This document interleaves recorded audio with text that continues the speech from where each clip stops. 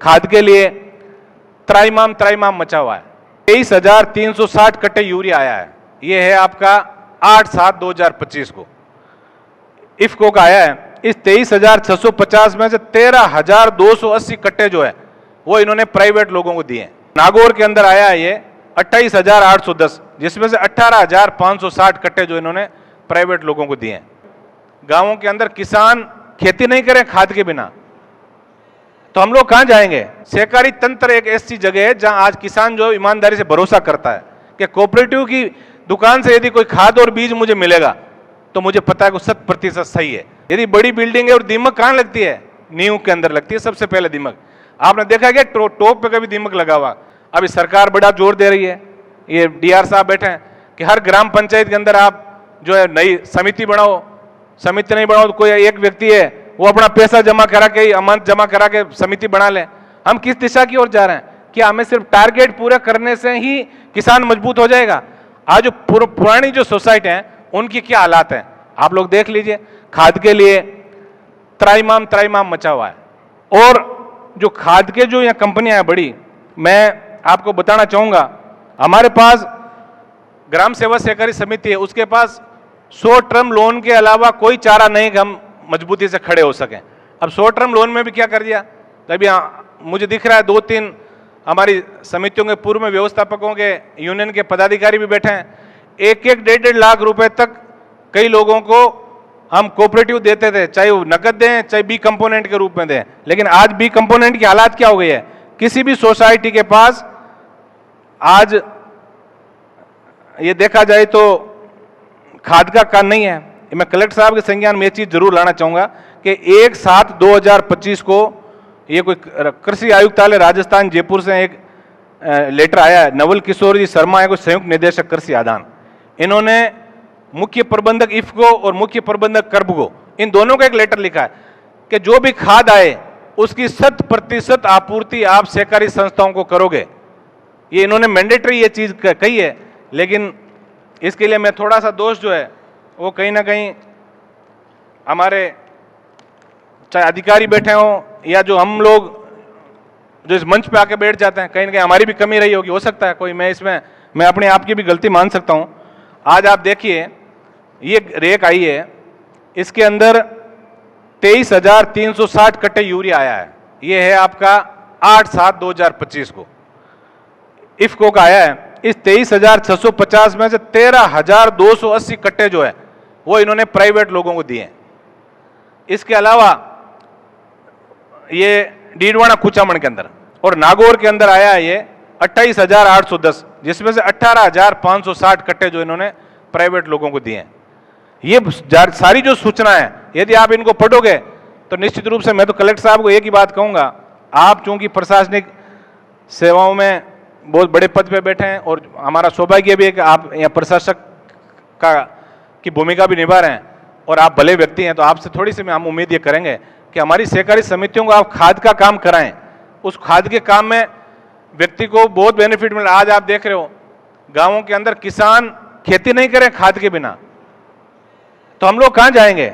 और प्राइवेट खाद का आप देख रहे हो जो भी सैंपल लेते हैं, अभी हमारे माननीय कृषि मंत्री जी ने भी आपने देखा छापे मारे और क्या खुल के आया, अखबारों के माध्यम से आपने पढ़ा। सहकारी तंत्र एक ऐसी जगह है जहां आज किसान जो ईमानदारी से भरोसा करता है कि कोऑपरेटिव की दुकान से यदि कोई खाद और बीज मुझे मिलेगा तो मुझे पता है कि 100% सही है।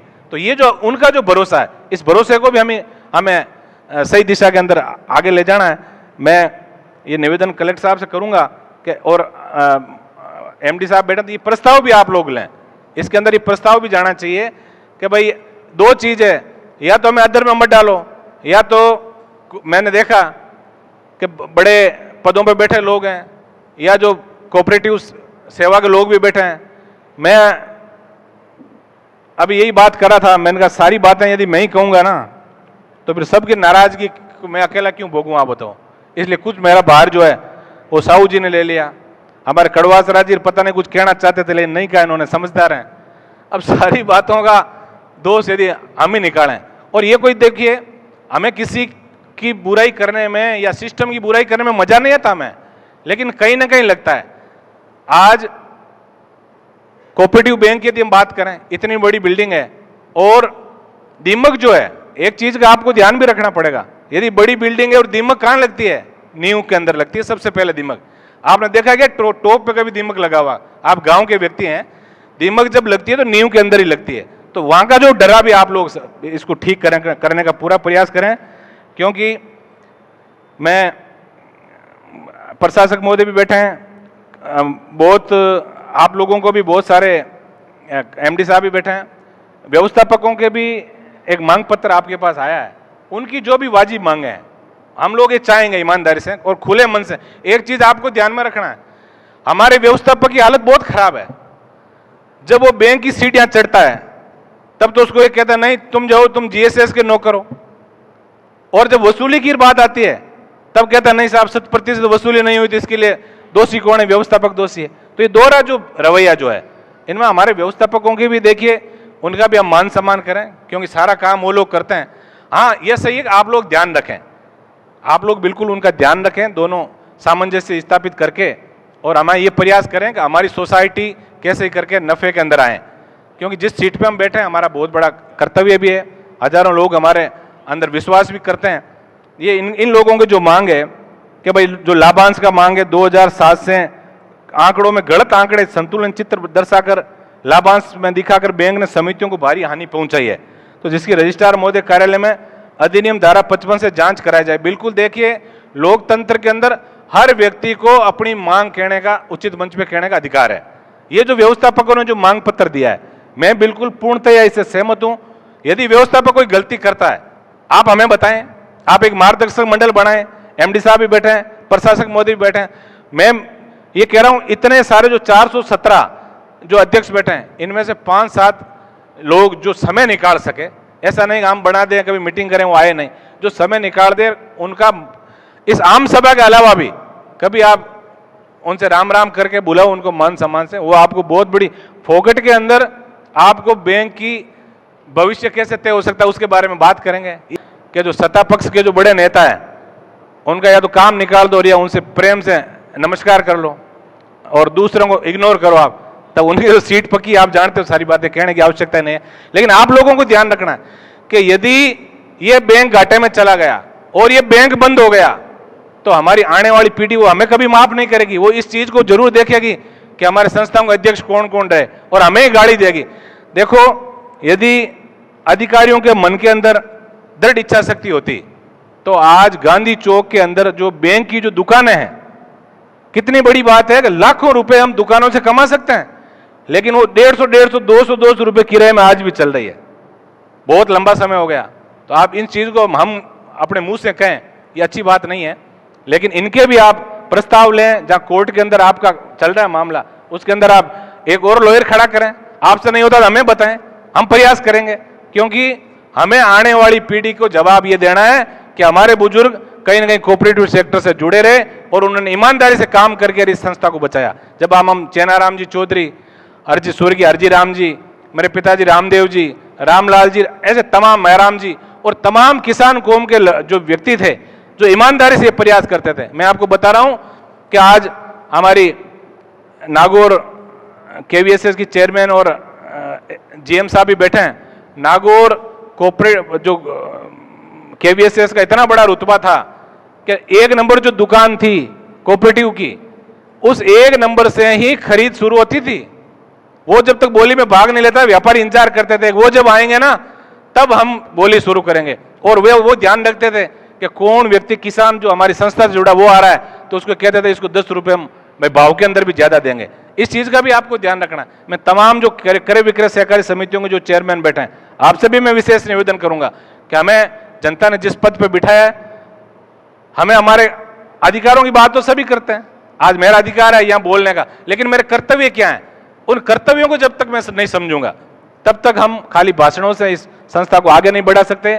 मैं कुछ बातें ऐसी भी है जिसके अंदर जो व्यवस्थापकों की स्थिति है, एक में आप तमाम जो अध्यक्षगण बैठे हैं आपको ये निवेदन करूंगा, जिस तरह हर सेवा के अंदर एक यूनियन भी बनती है, आप लोग भी ऐसा अपना भी एक मंडल जो है 5-7 ढंग के लोगों का, जिसके अंदर इस सहकारी तंत्र से जुड़े कानूनों की भी जानकारी हो आगे हमारा क्या भविष्य है उसकी भी जानकारी हो। ऐसा ऐसा एक मंडल 5-10 लोगों का आप लोग भी बनाएं।